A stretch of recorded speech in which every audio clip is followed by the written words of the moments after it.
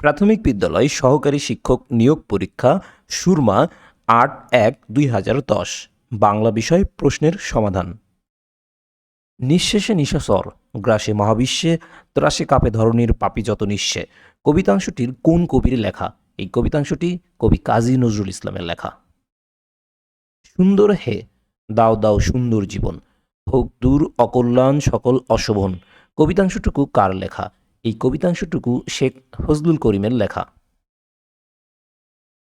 শেষের কবিতা উপন্যাসটির রচয়িতা কে?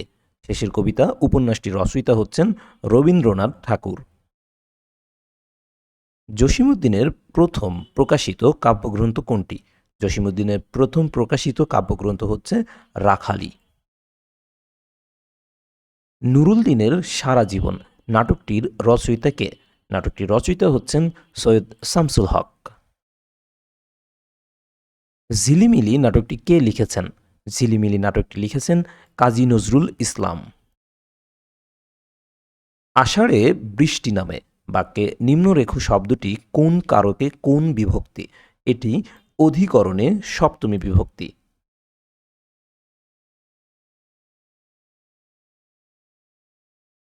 শুক্রবার স্কুল বন্ধ বাক্যে নিম্নরেখ শব্দটি কোন কারকে কোন বিভক্তি? কর্মে শূন্য বিভক্তি।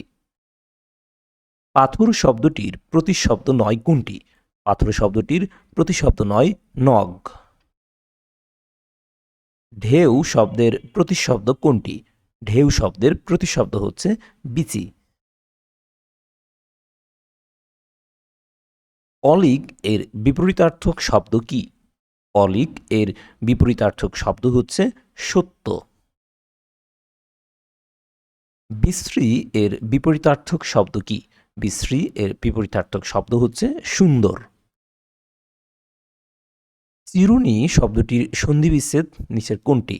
চিরুনি শব্দটির সন্ধিবিচ্ছেদ হচ্ছে চির যোগ উনি। জমানো শব্দটির সন্ধিবিচ্ছেদ নিচের কোনটি? জমানো শব্দটির সন্ধিবিচ্ছেদ হচ্ছে জমা যোগ আনো। কোনটি কর্মধারয় সমাসের উদাহরণ? কর্মধারয় সমাসের একটি উদাহরণ হচ্ছে ইহকাল।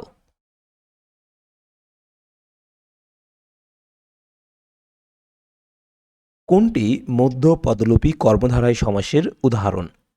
মধ্য পদলোপী কর্মধারয় সমাসের একটি উদাহরণ হচ্ছে চাল কুমড়া। কোনটি শুদ্ধ বানান? শুদ্ধ বানান হচ্ছে দূষণ। কোন বানানটি শুদ্ধ? শুদ্ধ বানান হচ্ছে সুদন। কোন বানানটি শুদ্ধ? শুদ্ধ বানান হচ্ছে শশীভূষণ। মধ্যপদলোপী কর্মধারায় সমাসের উদাহরণ কোনটি? মধ্যপদলোপী কর্মধারায় সমাসের একটি উদাহরণ হচ্ছে হাসিমুখ।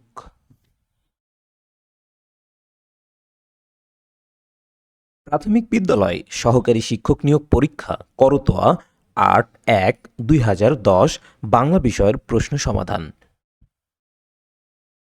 ২০ শতকের মেয়ে উপন্যাসটির রচয়িতা কে? ২০ শতকের মেয়ে উপন্যাসটির রচয়িতা হচ্ছেন ডক্টর নীলিমা ইব্রাহিম।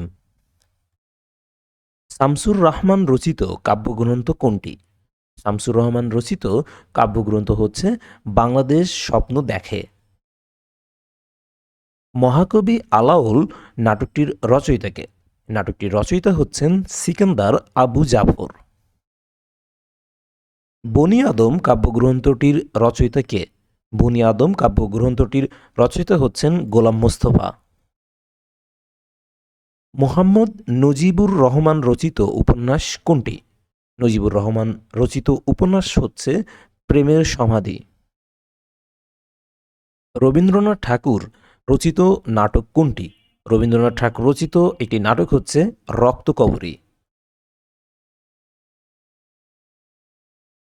যদ্যপি এর সন্ধিবিচ্ছেদ কি?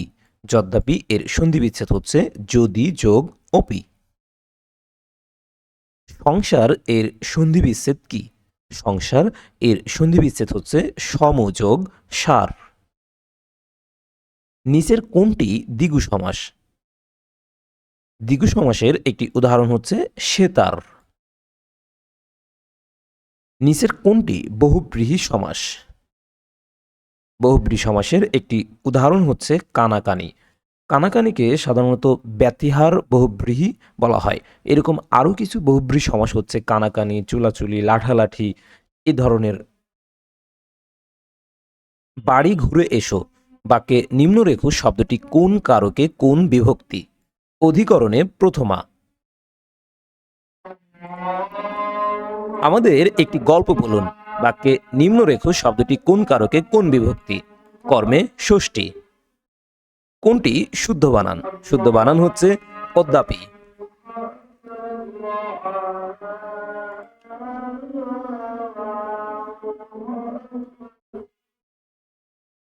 কোনটি শুদ্ধ বানান? একটি শুদ্ধ বানান হচ্ছে অভ্যন্তরীণ।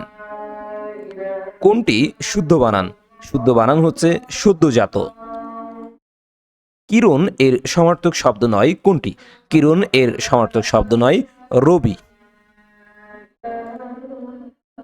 চক্ষু এর সমার্থক শব্দ নয় কোনটি? চক্ষু এর সমার্থক শব্দ নয় সলিল। ঢেউ এর সমার্থক শব্দ নয় কোনটি? ঢেউ এর সমার্থক শব্দ নয় বারিধি। চপল এর বিপরীতার্থক শব্দ কি? চপল এর বিপরীতার্থক শব্দ হচ্ছে গম্ভীর। উগ্র এর বিপরীতার্থক শব্দ কি? উগ্র এর বিপরীতার্থক শব্দ হচ্ছে সৌম্য।